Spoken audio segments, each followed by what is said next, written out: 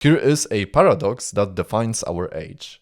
We have access to more entertainment than any civilization in human history, yet rates of things like depression, anxiety, and existential emptiness continue to rise. We can watch any movie ever made, listen to millions of songs, and access endless streams of content, all from devices that fit in our pockets. So why do so many of us feel profoundly unsatisfied? Today we are going to examine three crucial aspects of this modern dilemma. So the forgotten function entertainment was meant to serve, how we have mistaken stimulation for the purpose of existence, and the way our attention has become a battlefield where powerful forces compete for control of our minds. By the end, I think you will see why reclaiming your relationship with entertainment might be one of the most important philosophical challenges of our time. Contrary to what it might seem, entertainment isn't inherently bad. In fact, it has served a crucial function throughout human history, and understanding this can help us see where things went wrong. The word entertainment comes from Latin and French roots. Inter meaning among and tenere meaning to hold. Literally, it meant to hold together or to hold intertwined. So entertainment was originally about connection, about holding something together between people. For most of human history, free time was incredibly scarce. When the sun went down and work became impossible, when harvest seasons ended and there was finally a moment to breathe, that's when entertainment happened. And it wasn't passive consumption, it was active participation in the life of the community. Picture, for example, our ancestors painting those first cave walls. Archaeologists actually debate why they did it, but one compelling theory is simply this: because they could. Because in those rare moments of freedom from survival, humans felt compelled to create something beautiful, something that spoke to their experience of being alive. This impulse evolved into storytelling around fires, into songs that carried wisdom across generations, into festivals that marked the seasons and bound communities together. Even simple games and sports served important functions. They built social bonds, taught valuable skills, helped people process difficult emotions, and provided a way to celebrate being human. Entertainment was never just about killing time. It was about affirming life, sharing experiences, and connecting with something larger than ourselves. It had purpose woven into its very fabric. But something fundamental shifted in our modern world.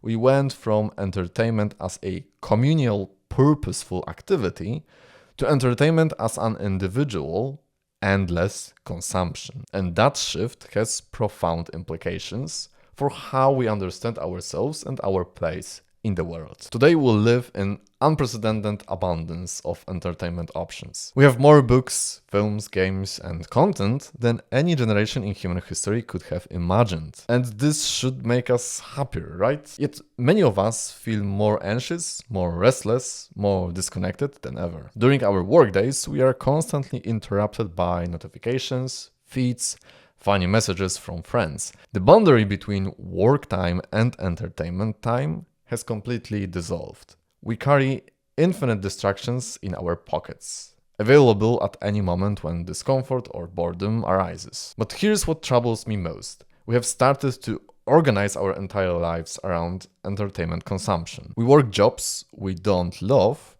to afford the streaming services, gaming systems, and weekend activities that we hope will make us feel alive. We have created a cycle where entertainment becomes not just the reward for living, but the entire reason for living. Think about how often you hear people say, "I just work so I can afford to do what I really want on weekends." The implication is very clear.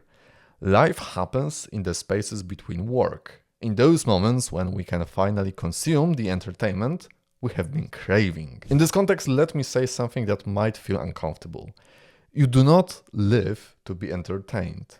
That's not your purpose here. I know this sounds harsh to some people, especially in a culture that constantly tells us the opposite. But I think deep down, you already know this? You know because of how you feel after spending 3 hours scrolling through social media. You know because of that empty sensation after binge watching an entire series in one sitting. You know because your soul feels restless when all you do is consume without creating, watch without participating, take in without giving back. This is a simple feeling of guilt, which shows us that those activities are not good for us. Because why would you feel guilty about them? There are things in your life that matter more than being entertained. Values that call to you, relationships that need tending, contributions you feel moved to make. When you align with these deeper currents in your life, something interesting happens. You do feel entertained, but it's different. It's the entertainment that comes from creating art that means something to you, from having a conversation that changes how you see the world, from reading a book that expands your understanding of what it means to be alive. This kind of entertainment doesn't come through passive indulgence. It requires something from you: attention, effort, vulnerability, and time, of course. And that's precisely why it's so much more satisfying, because you have to input something into them. You know this from your own experience. Think about the difference between how you feel after watching a film that genuinely moved you versus how you feel after scrolling through memes for 2 hours. Both might technically be entertainment, but they leave completely different traces in your soul or in your mind. The ancient Greeks had a word for the condition where we know what's good for us, but still choose what's harmful. And it's akrasia. It literally means lack of command over oneself. Aristotle wrote extensively about this, how we can simultaneously understand that something is better for us while feeling powerless to choose it. This is exactly what happens with entertainment in our times. Your deepest self knows that you would feel better reading a book that challenges you, going for a walk in nature, or having a meaningful conversation with a friend, or creating something with your hands. But your brain has learned that it can get a quick hit of dopamine from scrolling, from clicking, from consuming whatever immediately available. And the tragedy isn't that you are weak. The tragedy is that you have been trained to mistake stimulation for satisfaction. Your time and attention are your most valuable resources. And there are entire industries built around capturing them. The companies that create our entertainment platforms understand your psychology better than you do. They employ teams of neuroscientists and behavioral economists whose job is to make their products as addictive as possible. They have gamified attention itself, turning your focus into a commodity that can be harvested and sold. This entertainment, in the traditional sense, it's engineered distraction. It's designed to keep you in a state of perpetual stimulation without ever feeling fully satisfied. Because satisfied people log off.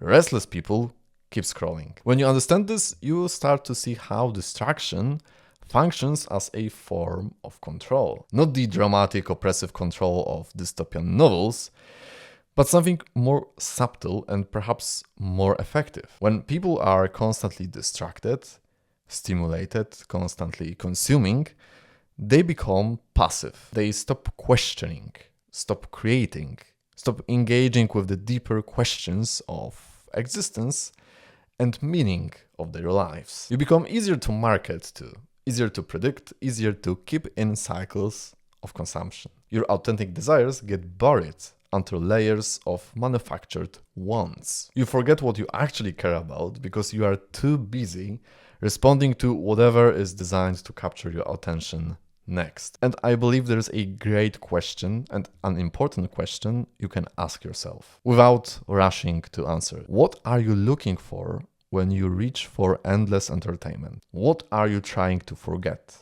What part of your life are you trying to escape from? Sometimes we use entertainment to avoid dealing with problems that actually need our attention. The job that's slowly crushing our spirit, the relationship that needs honest conversation, the creative project we have been putting off because we are afraid we are not good enough. And distraction that is right in your pocket promises relief from these difficult feelings, but it often makes the underlying issues worse by preventing us from addressing them. Other times we use entertainment as a way to cope with difficult emotions, loneliness, anxiety, grief, or disappointment. And this can become compulsive, a way of avoiding the natural rhythms of feeling and processing that are essential to psychological health. And the question, of course, isn't whether you should eliminate all entertainment from your life. The question is whether your entertainment is serving you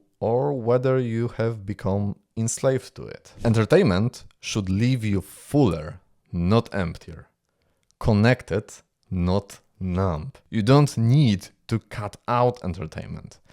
That's not realistic and it's not the point of it. Rest, play, and real leisure are part of a good and healthy life. But you do need to take it back. Entertainment used to bring people together.